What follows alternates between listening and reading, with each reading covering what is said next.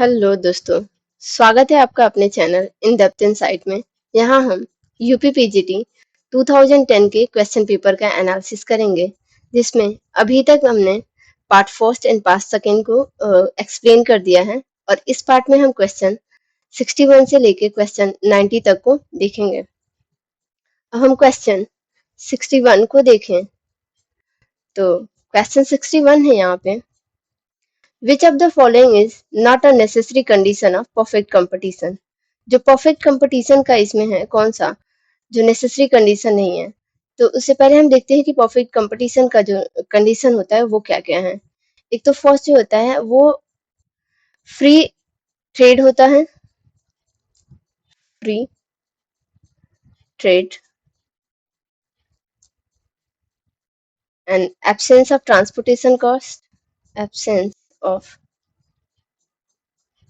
Transport cost. यदि हम third की बात करें तो होमोजेनियस प्रोडक्ट होता है, homogeneous product.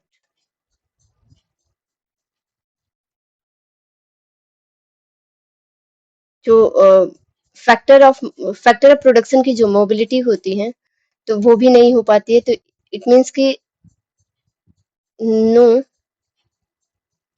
Absence of mobility of factor of production, factor of production. ठीक है, और भी डिफरेंट टाइप के परफेक्ट कंपटीशन के कंडीशंस होते हैं, लेकिन यहाँ पे यदि हम यहाँ पे क्वेश्चंस को देखें, यहाँ पे फर्स्ट है हमारा complete absence of differentiated product. जो डिफरेंशिएटेड यहाँ पे नॉट पूछा है, ठीक है, याद रखिएगा। Complete absence of differentiated product, जो डिफरेंशिएटेड प्रोडक्ट होती है वो बिल्कुल नहीं होती है, ठीक है। तो वो उसका कंडीशन तो है ही है, तो यहाँ पे ऑप्शन जो फर्स्ट होगा तो ये तो कंडीशन है परफेक्ट कंपटीशन का। एंड सेकेंड है एब्सोल्यूट, यहाँ पे एब्सोल्यूट नहीं होगा, यहाँ पे एब्सेंस होगा, ठीक है, absence of mobility of factor of production. जो फैक्टर ऑफ प्रोडक्शन है उसकी मोबिलिटी जो है वो एब्सेंट रहती है, ये भी उसका कंडीशन है परफेक्ट कंपटीशन का। एंड थर्ड जो है एब्सेंस ऑफ ट्रांसपोर्ट कॉस्ट भी नहीं होता है, ये भी उसका कंडीशन है। लेकिन यहाँ पे जो है सेलिंग कॉस्ट की बात की गई है, प्रेजेंस ऑफ सेलिंग कॉस्ट। जो सेलिंग कॉस्ट है वो परफेक्ट कंपटीशन का कंडीशन ना होकर वो मोनोपोलिस्टिक का होता है, मोनोपोलिस्टिक कंपटीशन का कंपटीशन। ठीक है, तो यहाँ पे नॉट अ नेसेसरी कंडीशन पूछा गया है, तो यहाँ पे ऑप्शन 4 जो होगा वो करेक्ट होगा। ठीक है, अब नेक्स्ट क्वेश्चन है 62। According to Engel's law the elasticity of demand for food item is. यदि एंजल लॉ के अकॉर्डिंग देखें तो जो इलास्टिसिटी ऑफ डिमांड है फूड आइटम्स की वो क्या होगी। तो यदि हम ये ग्राफ लेते हैं, यहाँ पे y है, ये हमारी x है, ये यहाँ पे गुड्स को मेजर करते हैं, गुड x है, यहाँ पे हमारा इनकम है। तो एंजल कर्व जो है उसको हम ऐसे ड्रॉ करते हैं, एंजल कर्व। ये एक तरह से प्राइस कंजप्शन मतलब इनकम कंजप्शन कर्व को ही डिनोट करता है। जैसे जैसे हमारी इनकम बढ़ती जाती है तो हमारा जो कंजप्शन है वो भी इंक्रीज करता जाता है। लेकिन एक बात है कि जो फूड आइटम है, फूड आइटम क्या होती है, वो नेसेसिटीज कंडीशन है हमारी। तो ये जरूरी नहीं है कि जितनी हमारी इनकम बढ़ रही है उस पे जो एक्सपेंडिचर है हमारा, हमारे इनकम के बढ़ने की वजह से जो एक्सपेंडिचर कर रहे हैं हम गुड्स पे, वो भी हमारी इंक्रीज हो। जो नेसेसिटीज गुड्स होती हैं उस पे इनकम के साथ जो इफेक्ट होता है चेंज होने का, उस गुड्स को परचेज करने का जो इफेक्ट होता है वो बहुत कम होता है। इट मीन्स कि जो इलास्टिसिटी ऑफ डिमांड होती है फूड आइटम की जो होती है वो लेस देन यूनिटी होती है। बहुत मान लीजिए कोई नमक है, तो यदि हमारी इनकम यदि ज्यादा भी हो जा रही है, तो यदि हम नमक जो है एक पैकेट ही पूरे 1 मंथ या 2 मंथ में कंज्यूम कर रहे हैं, तो हमारी इनकम बढ़ने की वजह से हम ये थोड़ी ही करेंगे कि नमक का परचेज हम वो कंजप्शन बढ़ा लेंगे।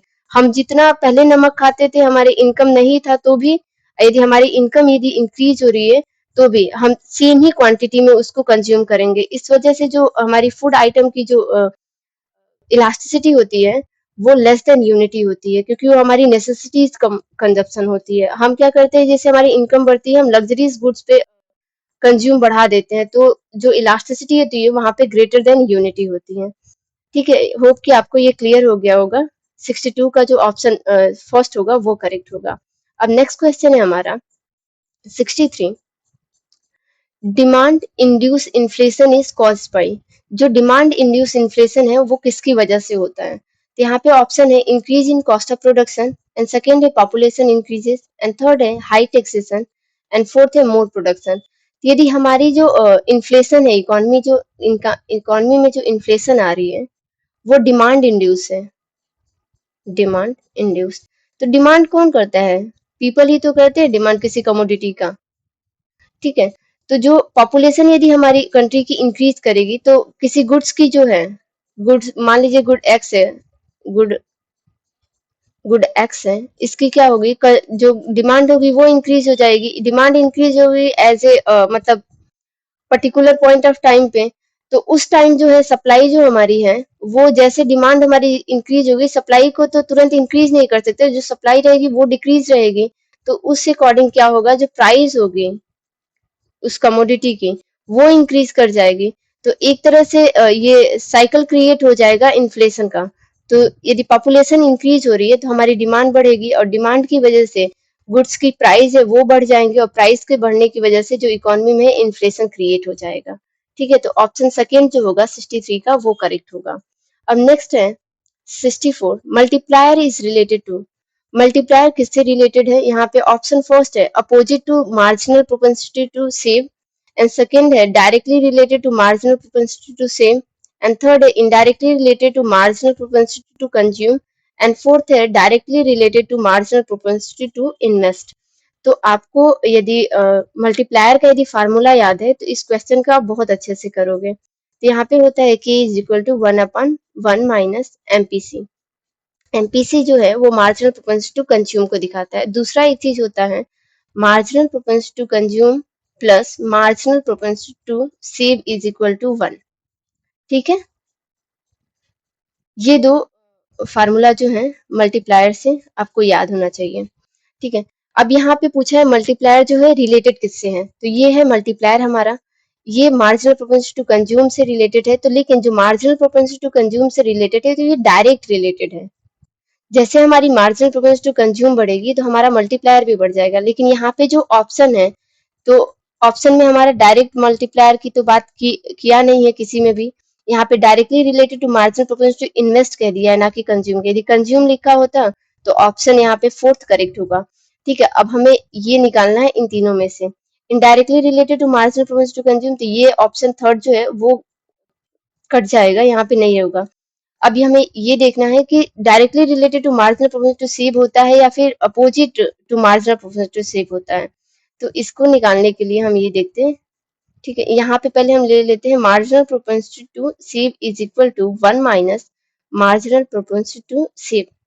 ठीक है, तब यहाँ पे हम यदि वैल्यू पुट करेंगे 1 minus marginal propensity to save की जगह कंज्यूम की जगह पे हम लोग इसकी वैल्यू पुट कर देंगे एमपीएस। ठीक है, यहाँ से हम यदि इसको निकालते हैं 1 - 1, यहाँ पे माइनस और माइनस क्या हो जाएगा, प्लस हो जाएगा। मार्जिनल प्रोपेंसिटी टू सेव, यहाँ से 1 से 1 कैंसिल आउट हो जाएगा। अब मल्टीप्लायर है वो अपोजिट होगा मार्जिनल प्रोपेंसिटी टू सेव के। ठीक है, तो यहाँ पे यदि हम ये चीज देखते हैं कि जैसे ही हमारी मार्जिनल प्रोपेंसिटी जो सेव है वो इंक्रीज होगी, जो हमारा मल्टीप्लायर का वैल्यू होगा वो डिक्रीज कर जाएगा। ठीक है, तो यहाँ पे जो ऑप्शन फर्स्ट जो है वो करेक्ट होगा opposite to marginal propensity to save. ठीक है, यहाँ पे 64 का जो ऑप्शन फर्स्ट है वो करेक्ट होगा। तो यहाँ पे मल्टीप्लायर के लिए आपको दो फार्मूले याद होने चाहिए। इस पे कभी कभी क्वेश्चंस मतलब मैथमेटिकल क्वेश्चन भी पूछ देता है इन दोनों पे, तो आप ये भी याद रखिएगा। ठीक है, अब हम नेक्स्ट क्वेश्चन देखते हैं। तो नेक्स्ट क्वेश्चन है 65। In general, the principle of equality in taxation is considered to be satisfied. जो principle of equality in taxation है वो किस पे सेटिस्फाई होता है? तो यहाँ पे ऑप्शन है प्रोग्रेसिव टैक्सेशन है, सेकंड है लमसम टैक्स एंड थर्ड है प्रोपोर्शनेट टैक्सेस एंड फोर्थ है रिग्रेसिव टैक्सेस। अब यदि हम वन बाय वन को डिस्कस करते हैं, आपको यदि सबका कॉन्सेप्ट क्लियर है तो आप इस क्वेश्चन के बहुत इजीली लगा लोगे, ठीक है? क्योंकि जो रिग्रेसिव टैक्सेशन होती है, जैसे हमारी इनकम बढ़ती है, जो टैक्स की रेट जो है वो कम हो जाती है, तो उससे हमारी इकोनॉमी में इक्वालिटी क्रिएट नहीं होगी। प्रोपोर्शनेट टैक्स जो होती है वो क्या है कि वो सारे इनकम ग्रुप पे एक जैसा टैक्सेस का जो रेट है वो लगा दिया जाता है। वो यदि गरीब है या अमीर है, सब पे एक जैसा रेट है। तो इससे जो इकोनॉमी में इनइक्वालिटी है वो इंक्रीज हो जाती है, ना कि इक्वालिटी जो है वो आती है, ठीक है? अब यदि हम बात करें प्रोग्रेसिव टैक्सेशन की, तो प्रोग्रेसिव टैक्सेशन एक तरह से ऐसे टैक्स होते हैं जैसे हमारी इनकम हमारी इंक्रीज होती है, उस अकॉर्डिंग टैक्सेस को बढ़ाया घटाया जाता है। यदि लो इनकम ग्रुप का पीपल है तो उस पे जो टैक्सेस होंगी वो कम लगेंगी, यदि हाई इनकम ग्रुप वाला पीपल है उस पे टैक्सेस जो होगा वो ज्यादा लगेगा। उसकी मार्जिनल प्रोपेंस टू मतलब जितना वो सेक्रीफाइस कर पा रहा है, इट मीन्स कि जो प्रोग्रेसिव टैक्सेशन जो होती है वो एबिलिटी टू पे प्रिंसिपल पे बेस्ड होती है। जो जितना एबल है उस टैक्स को बियर करने के लिए उस पे उस अकॉर्डिंग टैक्सेस लगाया जाता है। तो एक तरह से जो सोसाइटी में है ना वो इक्वेलिटी आती है। तो यदि जो principle of equality in taxation जो है वो प्रोग्रेसिव टैक्सेस से इकोनॉमी में आती है, तो ऑप्शन फर्स्ट जो होगा वो करेक्ट होगा। अब नेक्स्ट क्वेश्चन है 66, which one of the following is not an assumption of Hexarolian international trade theory? हेक्सरोनियल जो इंटरनेशनल ट्रेड थ्योरी है उसका एजम्पशन नहीं है। तो पहले हम एजम्पशन देख लेते हैं, देन उसके बाद से हम इसका ऑप्शन देखेंगे। ये सबसे बेटर तरीका होता है आपको एग्जाम में या फिर कहीं भी क्वेश्चन को सॉल्व करने के लिए, ठीक है? तो जो हेक्सरोलियन मॉडल है वो 2x2x2 मॉडल पे बेस्ट है, ठीक है? तो ये 2x2 क्या है? Two country, two factor of production, two factor of production, ठीक है? एंड सेकेंड टू है, जो लास्ट वाला टू है वो टू गुड्स को लिया है उन्होंने, टू गुड्स, ठीक है?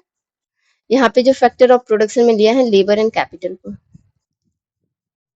एंड सेकेंड इनका जो है, इन्होंने नो ट्रांसपोर्टेशन कॉस्ट को लिया है, no transportation cost.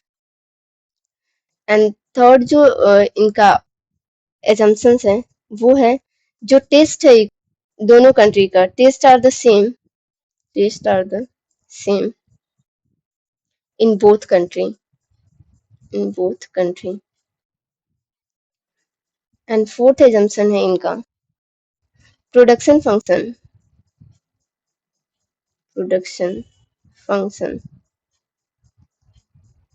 Are such that the two commodities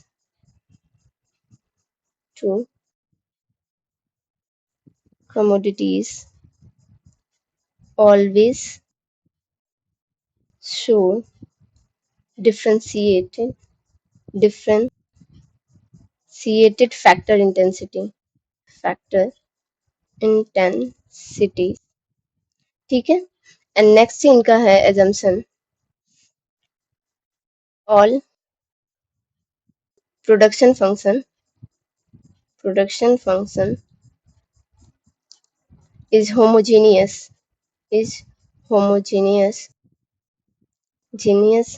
to first degree, ठीक है? एंड नेक्स्ट है इनका एजम्पशन, नेक्स्ट जो एजम्पशन है इनका ये है production function differ between the commodities but the same in both the country, ठीक है? अब यहाँ पे यदि हम ऑप्शन देखते हैं, यहाँ पे difference in the endowment of resources of two nations, जो रिसोर्सेज हैं दोनों कंट्रीज की वो डिफरेंट हैं। यदि वन कंट्री जो है वो लेबर इंटेंसिव है, सेकेंड जो है मे भी हो सकता है वो कैपिटल इंटेंसिव है, दोनों जो इंडोमेंट है रिसोर्सेज की वो डिफरेंट है। एंड सेकेंड जो है differentiated product of two nations, दोनों है वो अलग अलग प्रोडक्ट्स को बना रही हैं। एंड थर्ड जो है होमोजेनिटी ऑफ प्रोडक्शन फंक्शन, जो प्रोडक्शन फंक्शन जो है वो होमोजीनियस है। तो ये जो तीनों जो एजम्पशन है, ये तो हेक्सारोलियन के एजम्पशंस में लिखे हुए हैं, लेकिन differentiation of factor price by the price of goods जो है, ये एज ए एजम्पशन में इसमें कहीं मेंशन नहीं किया गया। तो यहाँ पे ऑप्शन 4 जो होगा वो करेक्ट होगा, determination of factor price by the price of goods. ठीक है, होप कि आपको ये क्लियर होगा। नेक्स्ट क्वेश्चन देखते हैं, question number 67। Population explosion is related to which stage of demographic transition theory. जो डेमोग्राफिक ट्रांजिशन थियरी है, उसके किस स्टेज को पॉपुलेशन एक्सप्लोजन के नाम से जानते हैं? तो पहले हम देखते हैं जो डेमोग्राफिक ट्रांजिशन थियरी है उसको किसने दिया था। तो डेमोग्राफिक ट्रांजिशन थियरी को फ्रैंक नोटेस्टीन ने दिया था, नोटेस्टीन ने दिया था। जो स्टेजेस हैं, इन्होंने 4 तरह के स्टेजेस बताए थे अपने थियरी में, और जो इनके कुछ अदर जो इकोनॉमिक्स थे, जो इन्होंने डेमोग्राफिक ट्रांजिशन की बात की थी, तो उसमें है हूवर एंड वॉल्कर जो थे, उन्होंने जो पॉपुलेशन एक्सप्लोजन की जो सेकेंड स्टेज है, सेकेंड स्टेज जो था डेमोग्राफिक ट्रांजिशन में, सेकेंड स्टेज जो था उसको उन्होंने पॉपुलेशन एक्सप्लोजन की पॉपुलेशन एक्सप्लोजन कहा था। तो इनके अकॉर्डिंग जो था, जो डेमोग्राफिक ट्रांजिशन की जो है वो 3 स्टेजेस होते हैं। फर्स्ट जो स्टेज होता है, यदि फर्स्ट स्टेज को देखें हम, फर्स्ट स्टेज उसमें क्या होता है कि high birth and high death rate, high death rate. And जो सेकेंड स्टेज होता है, सेकेंड स्टेज, तो सेकेंड स्टेज में होता है high birth and low death rate, low death. And जो थर्ड स्टेज होता है, थर्ड स्टेज, इसमें जो है ये low birth and low death rate.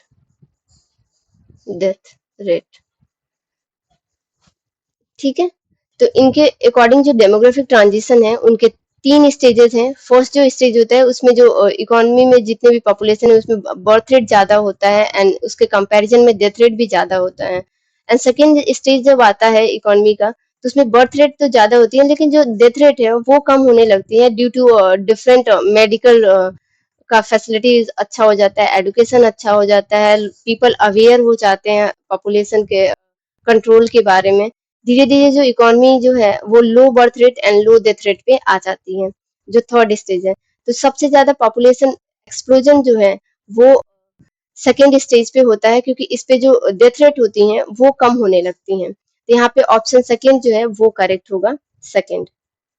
अब नेक्स्ट क्वेश्चन देखते हैं 68। Normal profit is defined as, जो नॉर्मल प्रॉफिट है वो डिफाइन किया जाता है। यहाँ पे ऑप्शन है the level of profit that a firms earn from marginal cost is equal to marginal revenue. And second है the level of profit made by a representative firms in the industry is obtained. And third जो है the level of profit that a firms would earn under the normal condition of business. And fourth है profit which a firms get to stay in the present business encourages। यदि normal profit तब हम कहेंगे किसी भी business के लिए कि जब वो इन्वेस्टर है या फिर जो प्रोड्यूसर है वो इतना प्रॉफिट अर्न कर रहे हैं कि वो अपने बिजनेस को सरवाइव कर रहे हैं प्रेजेंट रेट में। ठीक है, तो यहाँ पे ऑप्शन जो फोर्थ होगा वो करेगा, करेक्ट होगा। Profit which a firms get to stay in the present business encourages. ठीक है, अब हम नेक्स्ट क्वेश्चन देखते हैं। तो नेक्स्ट क्वेश्चन है हमारा 69। The infant industry argument to protection.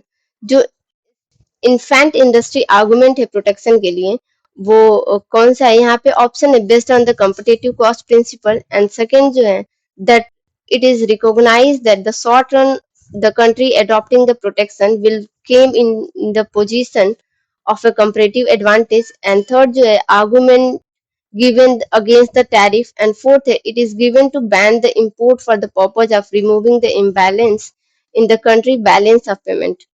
तो इससे पहले हम ऑप्शन को देखते हैं, इससे पहले हम देखते हैं कि जो इन्फेंट इंडस्ट्री का जो आर्गुमेंट था वो किसने दिया था। तो इन्फेंट इंडस्ट्री का जो आर्गुमेंट था वो Alexander Hamilton Hamilton and Frederick Friedrich List ने दिया था 1970s में। इनके अकॉर्डिंग ये था कि कोई भी यदि इंडस्ट्री यदि अभी शुरू होती है तो उसे प्रोटेक्शन की जरूरत होती है, ताकि वो जो अदर उसके राइवल्स हैं उनसे कंपटीशन कर सके। जो जो बाहर की इंडस्ट्रीज हैं उनसे वो compete कर सके, इसलिए वो कंपैरेटिव एडवांटेज की बात करते हैं। और इस वजह से गवर्नमेंट को चाहिए कि जो इन्फेंट इंडस्ट्री है उनका प्रोटेक्शन करें, तब तक प्रोटेक्शन करें ताकि वो रियल प्रॉफिट जो है और उनका जो कंपैरेटिव प्रॉफिट है, यदि रियल प्रॉफिट ज्यादा होने लगे as compare to comparative profit को, तब तक उनको प्रोटेक्शन करना चाहिए। लेकिन उसके बाद से जो प्रोटेक्शन है इन्फेंट इंडस्ट्री के, वो हटा देते हैं। ठीक है, तो ये एक तरह से जो है कंपैरेटिव कॉस्ट प्रिंसिपल पे बेस्ड है इन्फेंट इंडस्ट्री आर्गुमेंट। तो यहाँ पे ऑप्शन फर्स्ट जो होगा वो करेक्ट होगा, based on the comparative cost principle पे। ठीक है, अब नेक्स्ट क्वेश्चन देखते हैं। The national labour commission was constituted in, जो फर्स्ट नेशनल लेबर कमीशन जो था वो कॉन्स्टिट्यूट हुआ था 24 दिसंबर 1966 में। तो यहाँ पे ऑप्शन 4 जो होगा वो करेक्ट होगा, इन 1966। अब नेक्स्ट क्वेश्चन देखते हैं हम। तो नेक्स्ट क्वेश्चन है 71। दोहा conference took in place in, जो दोहा कॉन्फ्रेंस था वो कब हुआ था। तो जो WTO का, वर्ल्ड ट्रेड ऑर्गेनाइजेशन का जो दोहा कॉन्फ्रेंस था वो 2001 में कतर में कतर में हुआ था। जो कतर दोहा इसलिए कहते हैं क्योंकि जो कतर की कैपिटल जो है वो दोहा है, वहां पे हुआ था, इस वजह से दोहा कॉन्फ्रेंस के नाम से इसे जानते हैं। और यहाँ पे स्पेशली जो एग्रीकल्चर सब्सिडी का जो बात था उस पे बहस हुआ था। तो यहाँ पे ऑप्शन जो फर्स्ट होगा वो करेक्ट होगा। अब नेक्स्ट क्वेश्चन हम देखते हैं। नेक्स्ट क्वेश्चन है 73। Which of the following statement is correct, इसमें से कौन सा स्टेटमेंट करेक्ट है। तो ऑप्शन फर्स्ट है balance of payment of any country is always balance, and second है balance of payment of any country is always unbalance, and third है it is unfavourable to a country when the import export decreases, and fourth है it is favourable to a country when imports and export are equal. तो आपको पता है कि हमेशा accounting के sense में बैलेंस ऑफ पेमेंट होती है, एक कंट्री के लिए हमेशा बैलेंस रहती है। तो ऑप्शन फर्स्ट जो होगा वो करेक्ट होगा।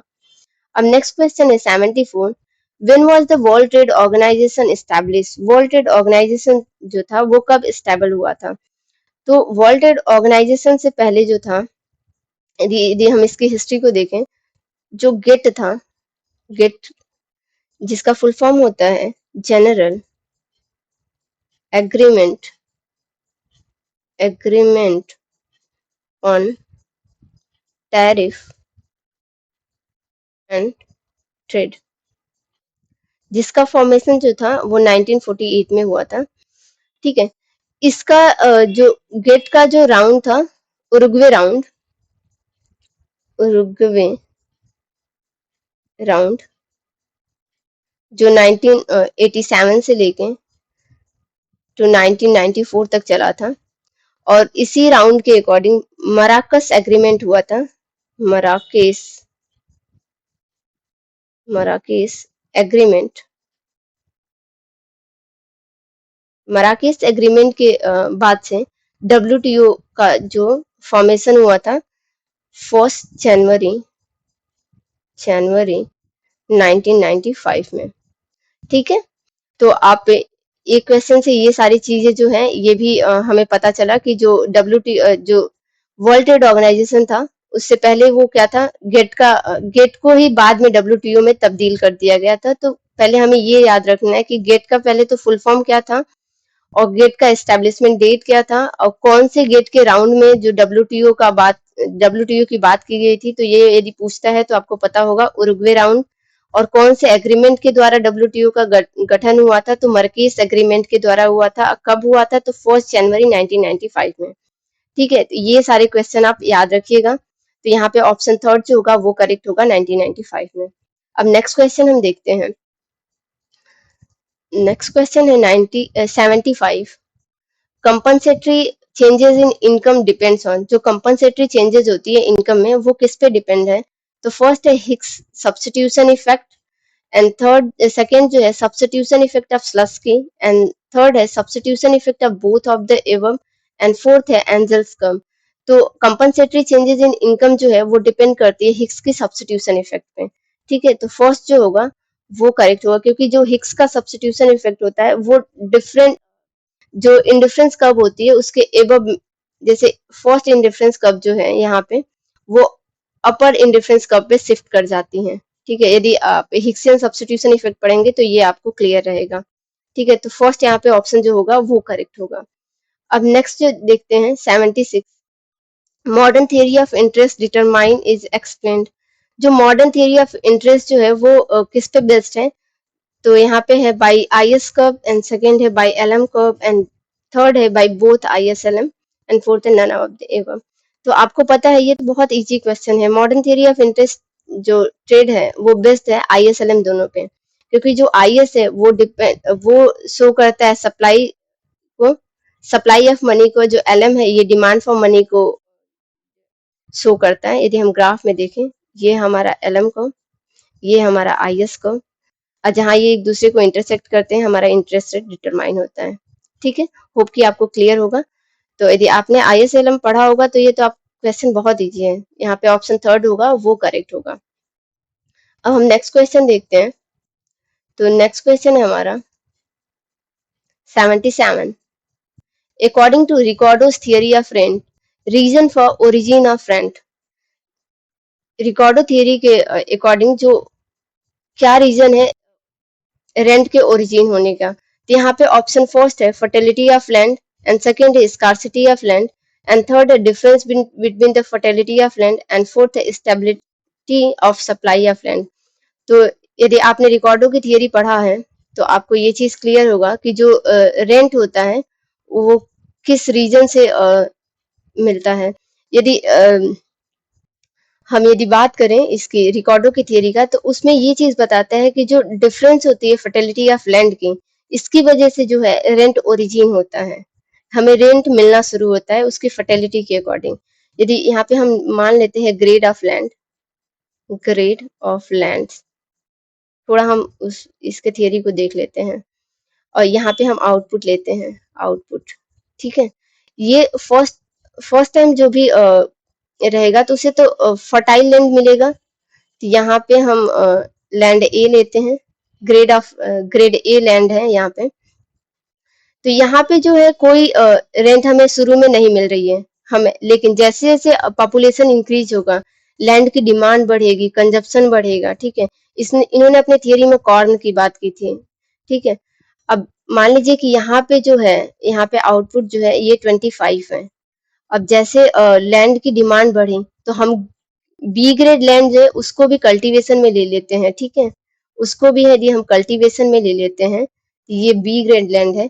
लेकिन जैसे ही हम यहाँ पे जो हमारा आउटपुट है वो 20 हो जाता है, जैसे ही हम बी ग्रेड लैंड को कल्टीवेशन में लेंगे तो ये हमारा मार्जिनल लैंड हो जाएगा या फिर नो रेंट लैंड होगा, और इस पे जो होगा हमारा ये rent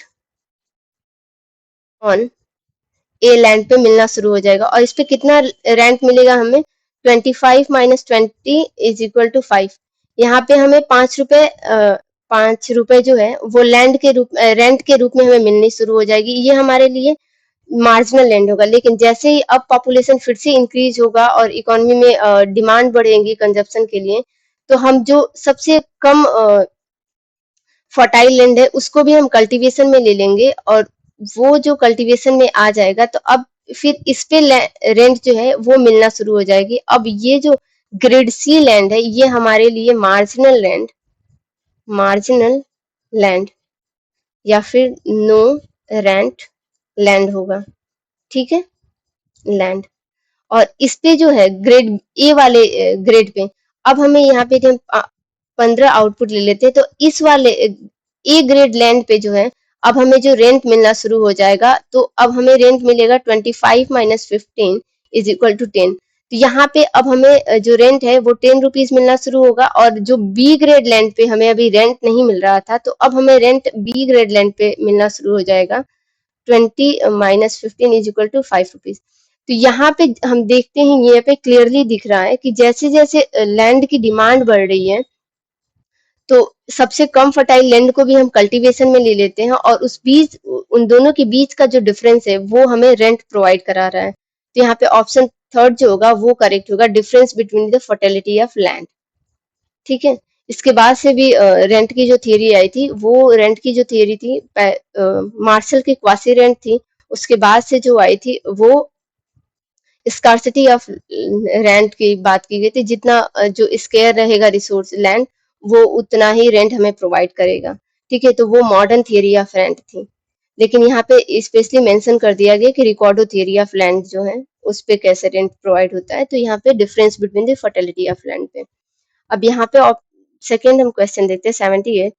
When the demand curve is in the form of a straight line parallel to x-axis, it indicates that the elasticity of demand is, यदि जो डिमांड कर्व है वो पैरेलल टू एक्स एक्सिस है, तो उस पे इलास्टिसिटी ऑफ डिमांड क्या होगी? यहाँ पे यदि हम मान लेते हैं एक्स, ये वाई, ये बोल रहा है एक्स एक्सिस के पैरेलल है, तो यहाँ पे जो डिमांड कर्व होगी वो इलास्टिसिटी ऑफ डिमांड होगी, वो इनफाइनाइट होगी। ये प्राइस है हमारी। ठीक है, तो यहाँ पे ऑप्शन जो सेकेंड होगा वो करेक्ट होगा, इज इनफाइनाइट। अब नेक्स्ट क्वेश्चन हम देखते हैं 79।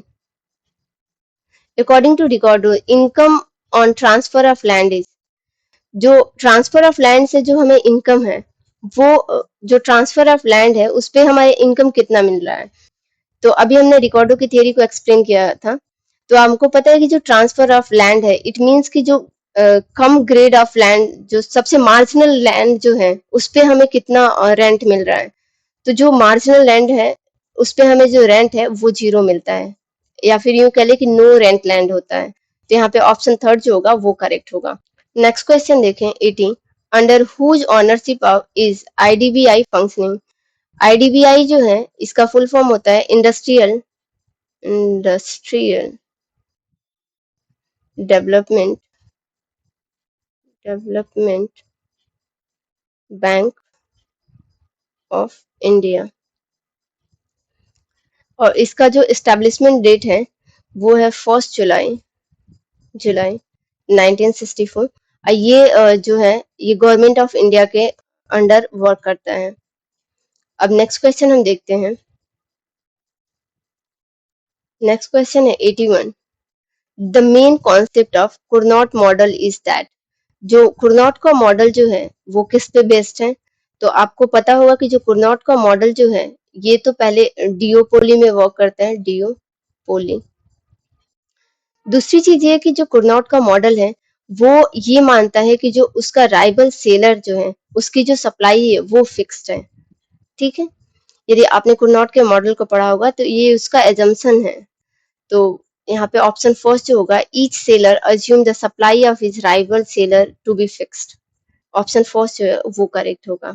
अब नेक्स्ट क्वेश्चन देखते हैं 82। In which of the following context in a perfect competition definitely better than the monopoly, किस कॉन्टेक्स्ट में जो परफेक्ट कंपटीशन है वो बेटर है मोनोपोली से?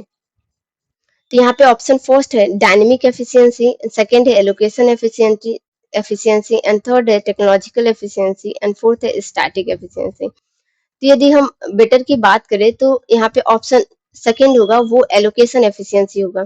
क्योंकि यदि हम परफेक्ट कंपटीशन में बात करते हैं तो परफेक्ट कंपटीशन में एलोकेशन क्या है कि वो सबके लिए इक्वल होता है, हर एक मेंबर को एक जैसा ही एलोकेट किया जाता है। यदि हम किसी एक कमोडिटी की प्राइस यदि हम डिटरमाइन कर देते हैं कि 20 रुपीज है, तो वो सबके लिए एक जैसा होगा। यदि कोई गुड्स को हम डिस्ट्रीब्यूट करते हैं इकोनॉमी में, तो वो एलोकेशन है वो सबके लिए इक्वल रहता है। तो जिससे क्या होता है, इकोनॉमी में जो है वो एक तरह से वेलफेयर का काम करता है, और जो गवर्नमेंट है वो इकोनॉमिक वेलफेयर के लिए परफेक्ट कंपटीशन का ही यूज करती है।